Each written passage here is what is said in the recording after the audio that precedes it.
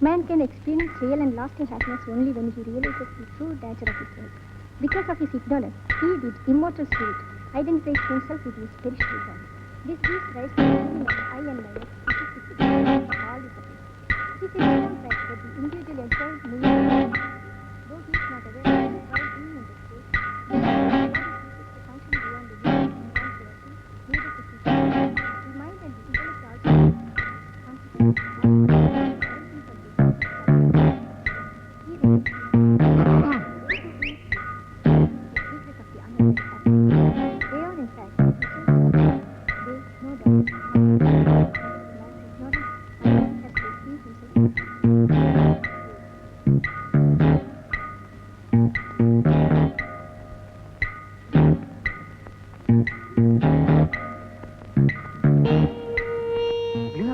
നീ മിണ്ടല്ലേ മിണ്ടല്ലേ, അവളിത് ഇങ്ങോട്ട് തന്നെ നോക്കുന്നുണ്ട്.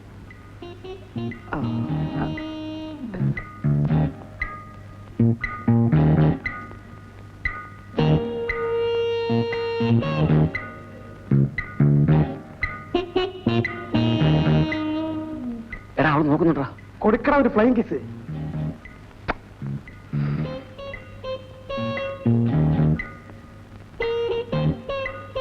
എടാ തിരിച്ചു കിട്ടിയടാ. നീ പ്ലാനിൽ അവളെ ഇങ്ങോട്ട് വിളിക്ക്. വരാൻ പറ്റില്ലെന്ന്. പറ്റില്ലേ? ഇവിടെ ആരുമില്ലെന്ന് പറയാ. അവിടെ അമ്മക്കാളി വീട്ടിലുണ്ടത്രേ. നാളെ വരാൻ പറ്റുമെന്ന് ചോദിച്ചേ.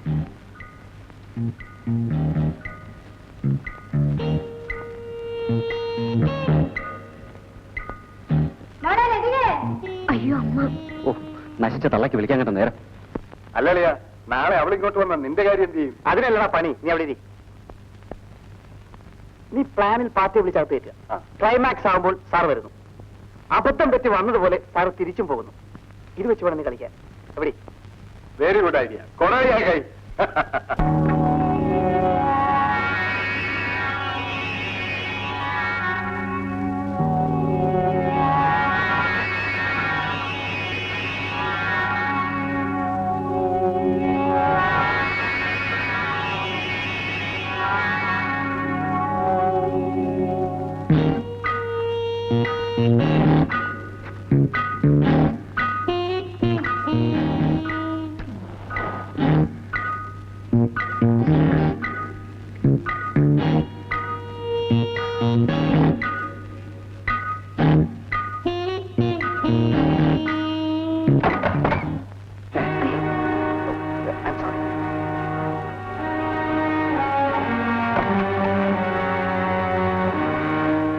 കുഴപ്പമായല്ലോ. അവൻ ഇനി എല്ലാവരോടും പറഞ്ഞു നടക്കും. നീയിപ്പോ എന്ത് ചെയ്യാനാ? എന്റെ വീട്ടിൽ അറിയുന്ന പോട്ടെ, പക്ഷെ അവൻ എല്ലാവരോടും പറഞ്ഞു നടക്കും. ഇനി ഒരൊറ്റ വഴിയുള്ളൂ, അവനെ കൂടി ഇങ്ങോട്ട് പറഞ്ഞു വിടാം. ഇപ്പൊ അവൻ മാത്രമേ അറിയുള്ളൂ, അല്ലെങ്കിൽ ലോകം മുഴുവനും അറിയും. എന്ത് പറയുന്നു? ഒന്നും പേടിക്കാനില്ല, അവൻ എന്റെ സ്വന്തം ആളാണ്.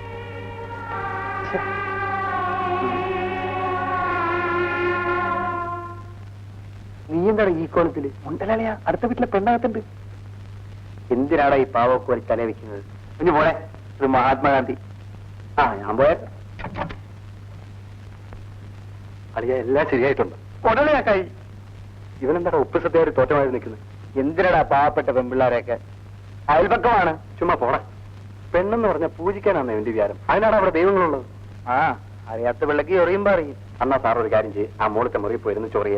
കുറെ കഴിയുമ്പോ അറിയാം ആരാ കുത്തിരുന്ന് ചൊറിയാൻ പോണെന്ന്. ചൊറിയുമ്പോ വിളിക്കാം. നീ എന്താ നോക്കിക്കണേ? വേഗം പോടാ, സമയങ്ങളാണ്.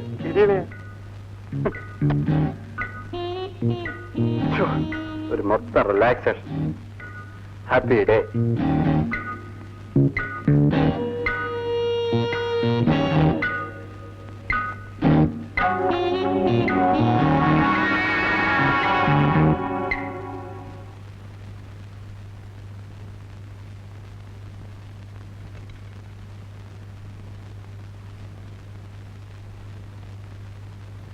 ചേട്ടാ, ഞാനൊരു കാര്യം പറയാൻ മറന്നുപോയി. നാളെ മദർ ആഗ്നസിന്റെ ഫീസ്റ്റ് ആണ്. എറണാകുളത്തുനിന്ന് മദറിന്റെ കത്തുണ്ടായിരുന്നു. നമ്മളെ പ്രത്യേകം ക്ഷണിച്ചിട്ടുണ്ട്. കാര്യം പറയുമ്പോഴൊരു വായന. നീ വീക്കിൽ ഞാൻ പറഞ്ഞത് എന്താണെന്ന് വല്ലതും കേട്ടോ? നാളെ മദറിന്റെ ഫീസ്റ്റാണ്. എറണാകുളത്ത് പോകണം. പിന്നെ ബുക്ക് വായിക്കണം. തമാശ കളചേട്ടാ. നീ വേണമെങ്കിൽ പൊയ്ക്കോ, എനിക്ക് വരാൻ പറ്റില്ല, ഒരുപാട് ജോലിയുണ്ട്. പോകുന്നെങ്കിൽ നമ്മൾ രണ്ടാളും കൂടിയേ പോകൂ. രവിയേട്ടനില്ലാതെ ഞാനിതുവരെ തനിച്ചങ്ങും പോയിട്ടില്ല. നമ്മൾ എല്ലാ കൊല്ലവും പോകുന്നതല്ലേ.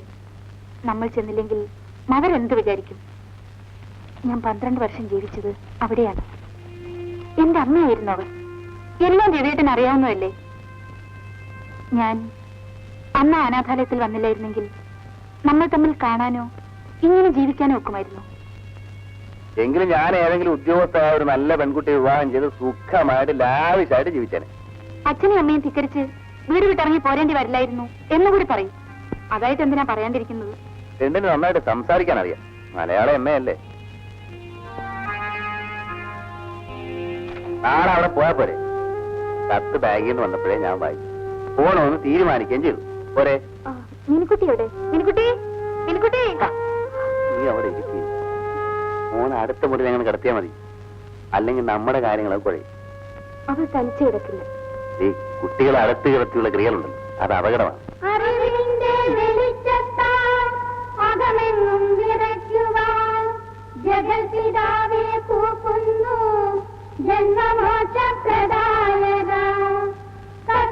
സത്യങ്ങളും പിന്നെ ധർമ്മധർമ്മങ്ങളെന്നിവ സകലതും വേർതിരിച്ചറിയാനും ലോകശാന്തി പുലർത്താനും നൽക ഞങ്ങൾക്കനുഗ്രഹം, നൽക ഞങ്ങൾക്കനുഗ്രഹം.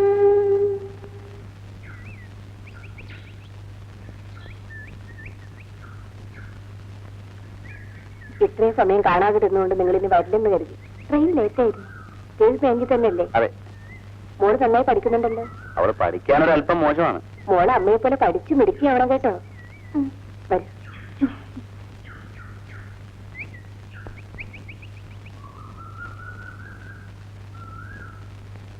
എല്ലാവരും അവരവരുടെ മുറികളിലേക്ക് പോയിക്കോളൂ.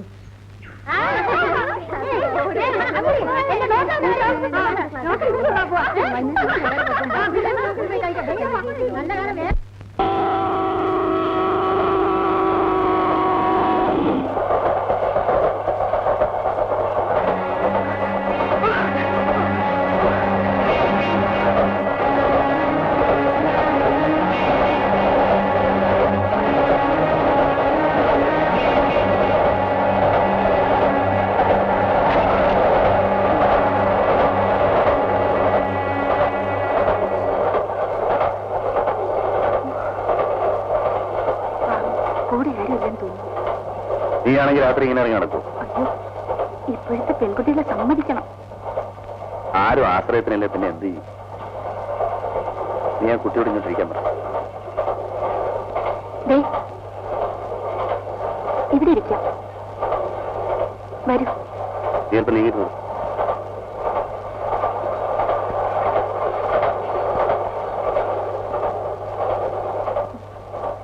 എങ്ങോട്ടാണ്? തിരുവനന്തപുരത്ത്. ഞങ്ങളും അതെ. എന്താ പേര്? രാധ. റിസർവേഷൻ ഉണ്ടല്ലേ? ഇല്ല. അയ്യോ, ഇത് റിസർവേഷൻ കമ്പാർട്ട്മെന്റാണല്ലോ. എന്റെ കയ്യിൽ ടിക്കറ്റ് പോലും ഇല്ല. സാരമില്ല, നമുക്ക് 3 ബർത്തുണ്ടല്ലോ. ലോവർ ബർത്തിൽ ആ കുട്ടി കിടന്നോട്ടെ, ഞാൻ മുകളിൽ കിടക്കാം. TTR വരുമ്പോ നമുക്ക് ടിക്കറ്റ് എടുക്കാം.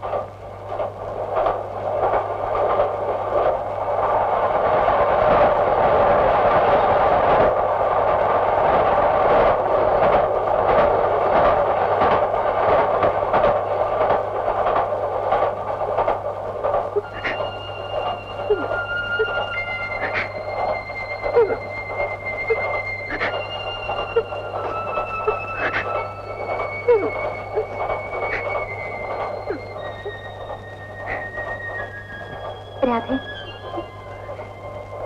എന്തിനാ രാധ കരയുന്നേ? എന്ത് പറ്റി രാധ? ചേച്ചി, പറയാവുന്നതാണെങ്കിൽ എന്നോട് പറയും. ഈ ലോകത്തിൽ ഒരു സ്ത്രീക്കും ഇത്തരമൊരു അനുഭവം ഉണ്ടാകരുത് ചേച്ചി. മകളുടെ പച്ച മാംസം കൊതിച്ച് ഒരു വേട്ടക്കാരനെ പോലെ നടക്കുന്ന ഒരച്ഛനെ കുറിച്ച് ചേച്ചി ഒന്ന് ഓർത്തു നോക്ക്. അച്ഛനെന്ന് പറഞ്ഞാൽ എന്റെ അമ്മ 2ാമത് വിവാഹം കഴിച്ച് അവരുടെ ഭർത്താവ്. എന്റെ അമ്മ മരിച്ചു കഴിഞ്ഞപ്പോൾ ഞാൻ ഒറ്റയ്ക്കായി. പിന്നെ ഒരു മകളോടുള്ള പെരുമാറ്റമല്ലായിരുന്നു അയാൾക്ക് എന്നോട്.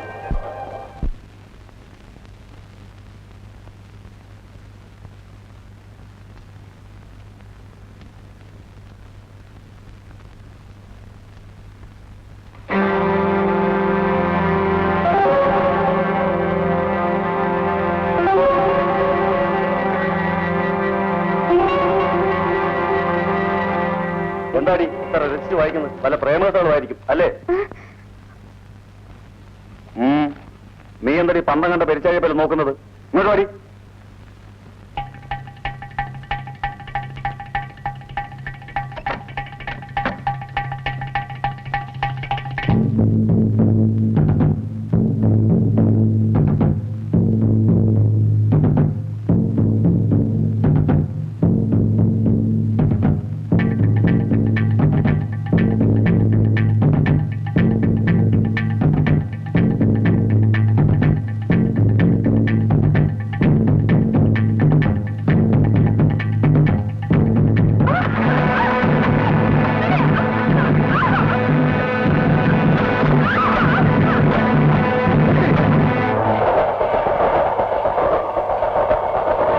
ജീവനും കൊണ്ടോടി രക്ഷപ്പെട്ടു.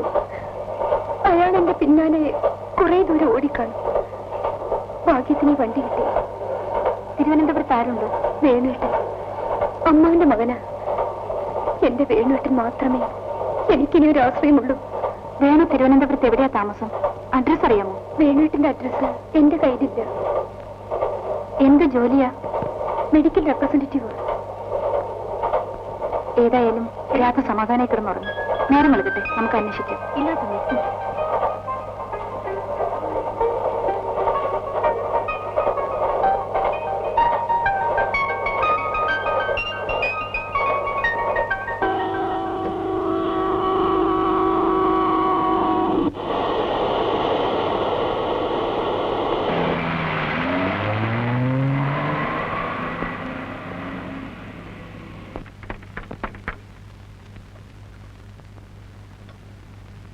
വരൂ ആന്റി, ഇതാ ഞങ്ങളുടെ വീട്.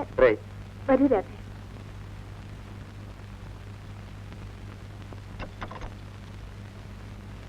ബാങ്കിൽ പോകുന്ന സമയമായി. ഞാനൊന്ന് കുളിച്ച് കഴിയാവട്ടെ. വരൂ ആന്റി. ആന്റിയുടെ കയ്യിൽ നിന്ന് വിടുമുള്ളേ. ആന്റി വരൂ. രാധ വേണമെങ്കിൽ ഒന്ന് കുളിച്ച് ഫ്രഷ് ആയിക്കൊള്ളൂ. ഇന്നലെ രാത്രി തീരെ ഉറങ്ങിയില്ലല്ലോ. ടവല് സോപ്പ് ഇതിനകത്ത് തന്നെ ഉണ്ട്. രാധയ്ക്ക് മാറാൻ സാരി എടുത്തോണ്ട് വരാം. എന്താ രാധ? ഇത് രാധയുടെ സ്വന്തം വീട് പോലെ കരുതിയാൽ മതി. വരൂ മോളെ, മോക്ക് കുളിക്കണ്ടേ? ഞാൻ ആന്റിയുടെ കൂടെ കുളിച്ചോളാം. ഇവൾക്ക് ആരെങ്കിലും കിട്ടിയാൽ മതി. ഇനി രാധയുടെ പാടായിരിക്കും. ഒരിടത്തും അവൾ വിടില്ല. ഞാൻ പോയി സാരി എടുത്തോണ്ട് വരാം. വാ ആന്റി, കുളിക്കാം. എന്തോ ഞാൻ പോകുന്നേ.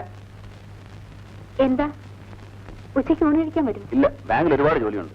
മോളെ എവിടെ പോണേ? ഈ ഡാഡിക്ക് ഒരു ഉമ്മ കൊടുക്കണമെങ്കിൽ എന്ത് പാടാ. ഞാനൊന്ന് വേഗം വലുതായിരുന്നെങ്കിൽ എനിക്ക് നിന്ന് ഉമ്മ കൊടുക്കാമായിരുന്നു. അന്റി മമ്മി. ബാങ്കിലേക്ക് പോകുന്ന വഴി വേണുവിനെ ഒന്ന് അന്വേഷിക്കാം. രാത്രി ധൈര്യമായിട്ടിരിക്കും. ഞാൻ പോട്ടെ. വരൂ രാധ, കാപ്പി കുടിക്കാം. മെഡിക്കൽ റെപ്രസെന്റേറ്റീവ് മിസ്റ്റർ വേണുവിനെ അറിയാവോ? ഇല്ല. എവിടെ അന്വേഷിച്ച വിവരം അറിയാം? അവരുടെ അസോസിയേഷനിൽ പോയി അന്വേഷിച്ച അവരോട് വിവരം അറിയാം. Thank you.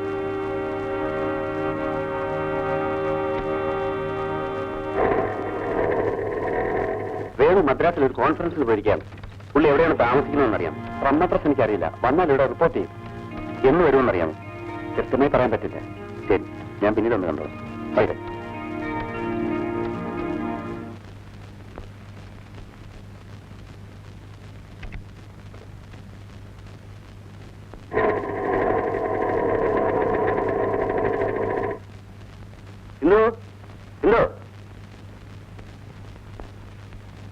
എന്തായി? വേണുവിന്റെ വല്ല വിവരവും കിട്ടി? ഇല്ല. അയ്യോ, രാധ ഇപ്പോഴേ നെർവസാണ്. ഇതുകൂടി കേൾക്കുമ്പോൾ. വേണു മദ്രാസിൽ കോൺഫറൻസിൽ പോയിരിക്കുകയാണെന്നാണ് അവർ അസോസിയേഷൻ അറിയാൻ കഴിഞ്ഞു.